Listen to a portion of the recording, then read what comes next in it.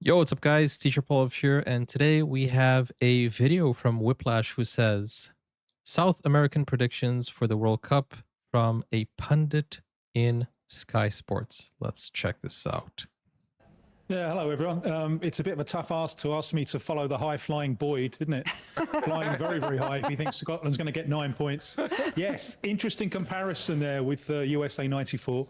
South America has a 100% record in North American World Cups. USA 94, Brazil packed the midfield. The way they've been planning for this one is very, very different. And they packed the midfield in 94, especially because of the heat. You don't want to be running around after the ball for a month in extreme heat. Another comparison with USA 94, you look at the strength of the Western European teams now and then, I think they're much, much stronger now. So if South America is going to continue this 100% record, they're going to have to dig very, very deep. Remember, last time 94 Brazil won had the World 3-4-3, Cup, right? 2002, Or since then, 3-3-4. every campaign has ended in the knockout stages when they come up against a European team. And that's why that man we've just seen there, Carlo Ancelotti, has been brought in to coach the side. They've got a European to help them beat the Europeans.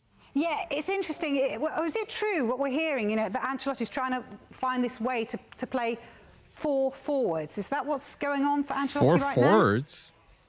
That has been the way. Whether that's still the way after Sunday's friendly against Panama, I don't know. The plan has been, because Ancelotti will always cut his cloth. What have I got? And what he's got with Brazil, very different from 94, is wingers. He's got more wingers he knows what to do with. So he wants to go with a pair of wingers. And the plan has always been to play with 4 up front. Now, that was going to be Estevão of Chelsea, wide right. Unfortunately, he's injured. He's been replaced. He was replaced on Sunday by his immediate reserve, Luis Henrique, who plays in Russia. And then that was awesome pronunciation, Luis Henrique. That was really good pronunciation. He's been replaced. He was replaced on Sunday by his immediate reserve, Luis Henrique, who plays in Russia. And then Rafinha inside with Matheus Cunha and Vini Jr. Now, in order for that to work, Matheus Cunha has to sacrifice like mad. He has to drop back. He has to often play left wing. He has to do everything possible to free Vini because it's Vini's side. So that's always been the plan. Now, something that's always worried me about this, do the maths. You play 4 up front. You play a back 4. You've got a goalkeeper. You've only got 2 left in the centre midfield, one of whom is the 34-year-old Casemiro. Now, against Panama on Sunday, it really didn't work. Really didn't work at all. First half, Brazil played the first team, with the exception of the centre-backs who were involved in the Champions League final. They won 6-2. And poor old Casemiro and Bruno Guimaraes, Panama outnumbered them in midfield, played through them, played around them, had more possession. Brazil were leading 2-1 at half-time, but it really didn't look good at all. At half-time, 10 substitutions, and the formation changed. He went with 3 in the middle of the field. Fabinho came on, the former Liverpool player. He came on for Casemiro. Either side of him, another couple of former Premier League midfielders, Lucas Paquetá, who was at West Ham, and Danilo Santos, who was at Forest. And it was a different game. Paquetá they played and Danilo better. were the best players on the field. Brazil had the ball. They had control. They played better. And they ended up winning by a tennis formation. score, 6-2. Ancelotti said at the end of the game, I come away with this with real doubts because factor in the extreme heat that the World Cup is going to be played in. This one was played in a cool late autumn night. And even then, Casemiro and Bruno were outnumbered and outplayed. Now, Brazil have a friendly on Saturday. Egypt in Cleveland, Ohio. They won 2-1. I think it's going to be hot. It and was it's going to hard. be very interesting to see what the team is going to be. If he does change the formation, I think probably the easiest thing would be drop the right winger, send Rafinha back out to the right wing, make space for the extra man to come into midfield.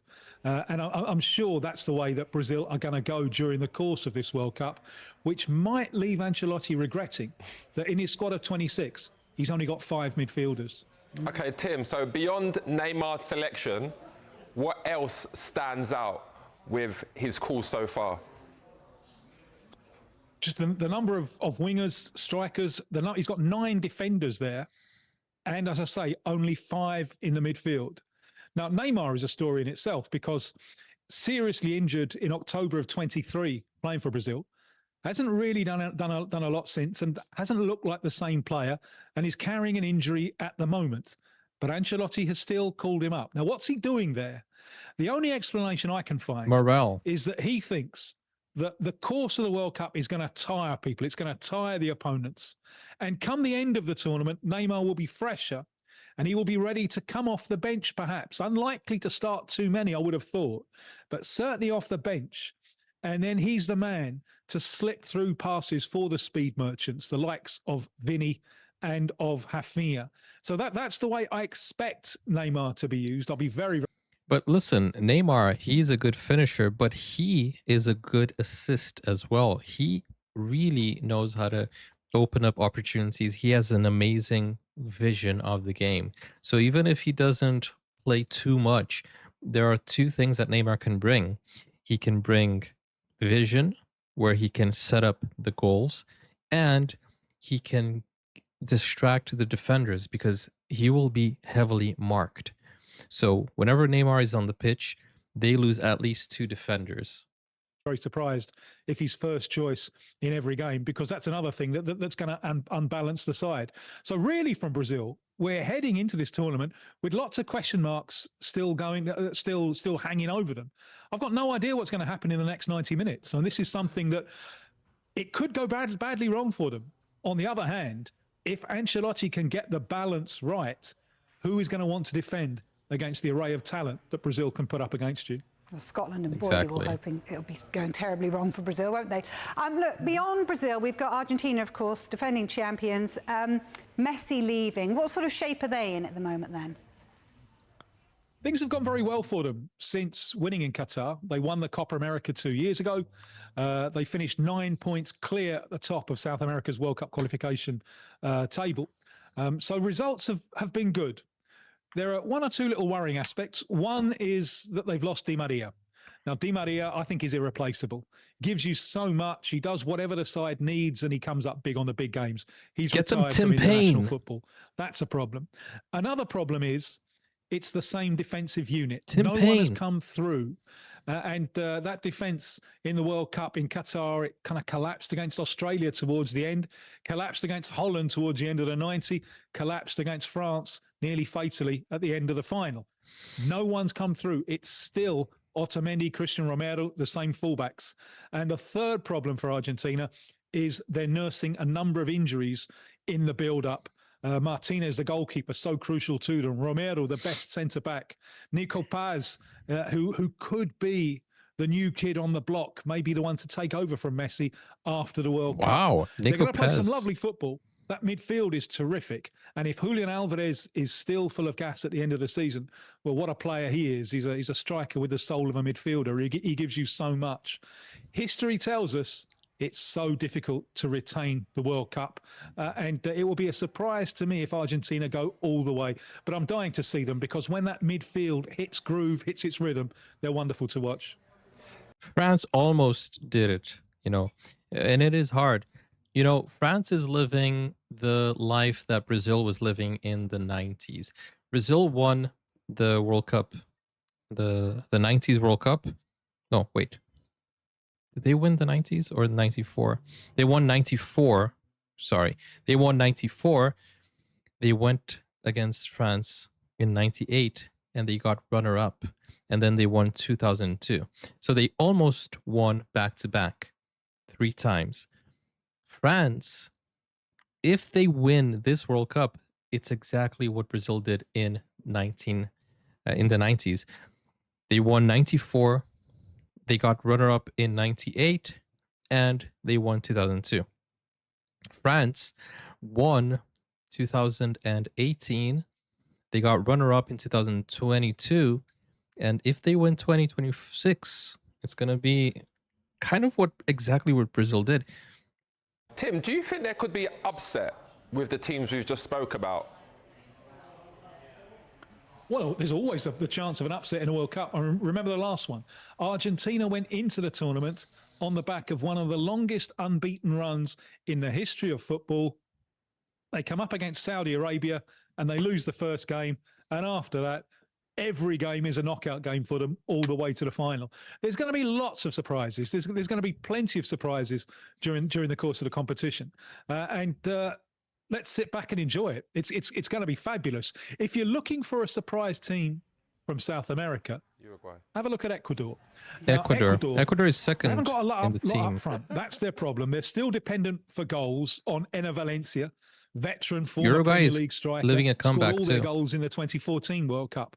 They haven't really, no one's really emerged to take too much of the pressure off him.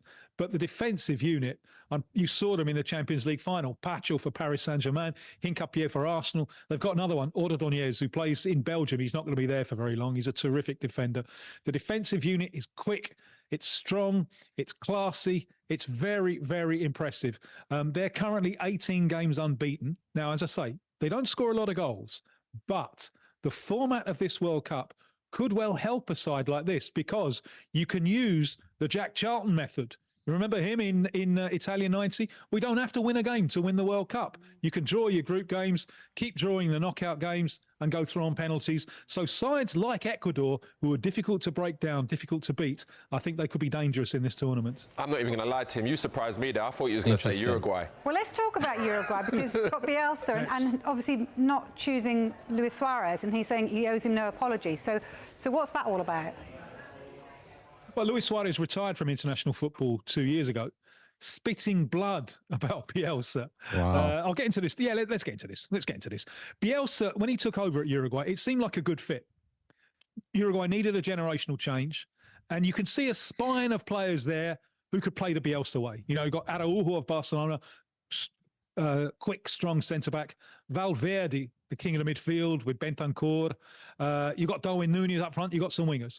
And they started off really, really well. They beat Argentina in Argentina.